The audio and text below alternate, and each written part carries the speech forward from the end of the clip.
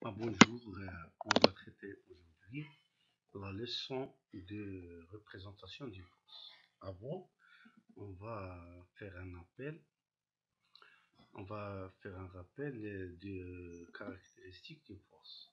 Alors, comme on voit, la force, euh, il a quatre caractéristiques. La première, c'est le point d'application, ça veut dire le point où s'applique la force. Pour la force du contact localisé, c'est le point de rencontre, euh, de systèmes étudiés et de corps qui appliquent la force. Alors le point de rencontre, comme illustre cet exemple par exemple, la main rencontre la tige du dynamomètre en un seul point.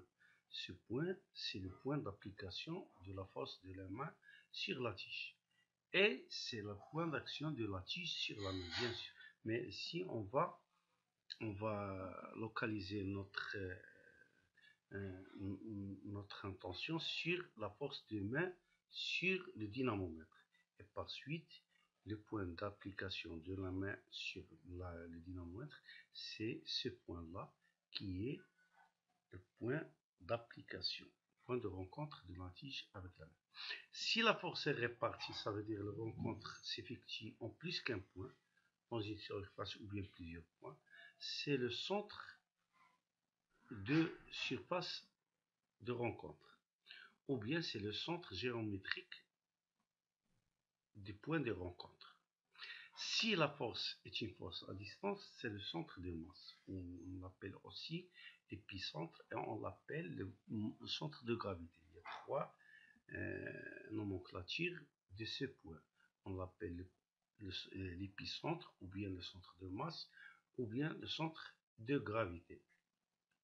On va commencer maintenant. Je m'excuse. La deuxième caractéristique de la force, c'est la droite d'action. C'est une droite qui passe par le point d'action et qui porte l'action. Ça veut dire l'action s'effectue sur cette droite. Par exemple ici, l'action c'est il tire, ça veut dire il tire horizontalement. Alors il doit passer par ce point et doit être horizontal. Ça veut dire il passe sur la tige de ce dynamomètre. Il va porter la tige du dynamomètre. La troisième caractéristique, c'est la sens de force. Alors la droite d'action, elle porte toujours deux sens, du point d'action vers la droite du droite d'action ou bien du point d'action vers la gauche du droite d'action. Alors selon l'action, si l'action s'effectue comme ici, la main attire, ça veut dire du point d'action vers la droite, vers la main, vers le tireur. S'il pousse, alors c'est contraire, c'est du point vers ce qui reçoit le pouce. Ça veut dire vers le dynamomètre. Ici, il y a une force de tirer, ça veut dire du point d'action ici vers la main. Alors, le quatrième, c'est l'intensité de force. C'est, comme on dirait, c'est la quantité de force. Il doit être mesuré par le dynamomètre. Alors ici, on passe pour la représentation de cette force.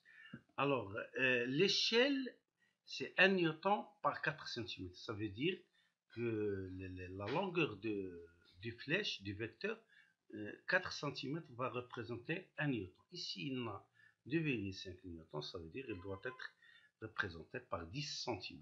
Ce n'est pas 4 cm. 4 cm, ça représente 1 newton, puisqu'on a ici 2,5, ça veut dire 10 cm. Avant tout, on va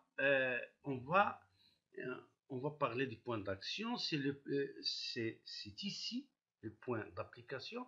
On place l'origine des vecteurs.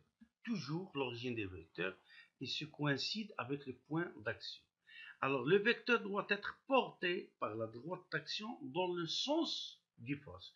Puisque la droite d'action est horizontale, alors le vecteur doit être horizontal et doit être dans le sens. Parce que le vecteur horizontal, on peut faire deux, ou bien vers la main, ou bien vers la tige. Puisqu'ici, il a un tiré, alors vers la main.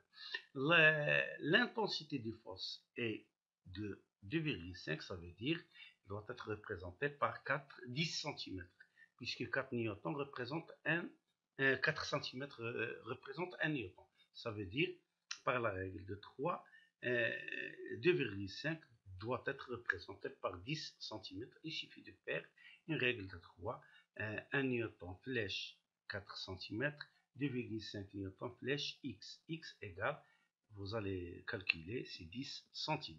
Alors qu'on voit ici la force de main sur le dynamomètre, il est représenté par cette flèche qui est le vecteur d'origine point d'application. Alors ici on passe à deuxième force, c'est la force de l'alpiniste sur la corde. Attention ici, vous pouvez plutôt il y a 1 newton représente 1 cm.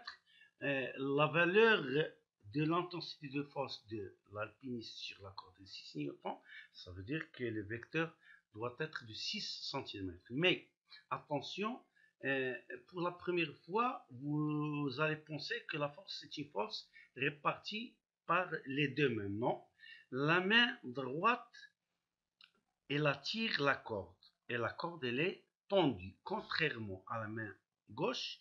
Comme vous voyez, la corde ici n'est pas tendue. Ça veut dire que la force ici exercée par cette main n'est pas considérable. Et on ne va pas considérer cette force. On va réduire la force seulement dans la force du main, et par suite c'est une force qu'on peut la considérer comme une force localisée, bien qu'il est réparti sur beaucoup de points, mais du point de vue que la photo est prise du loin, la main doit être presque un point. Et par suite, la flèche doit être, l'origine du vecteur doit être le point de rencontre de la main et la corde.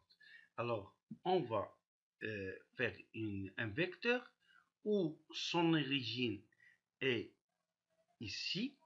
Ça veut dire il doit être porté par la droite d'action. La droite d'action passe par la corde, bien sûr la corde tendue, et puisque l'alpiniste attire, il ne pousse pas la corde, il attire, alors le sens doit être du point de rencontre vers l'alpiniste. Alors comme ça, ici, vers l'alpiniste, il doit être porté par la continuation de cette corde, comme ça. Alors il doit avoir 6 cm comme longueur, puisque 1 newton est représenté par 1 cm, et puisque l'intensité de cette force est de 6 newtons, ça veut dire que la flèche doit être de 6 cm. Comme ça. Alors on va faire l'origine ici à 0, et on va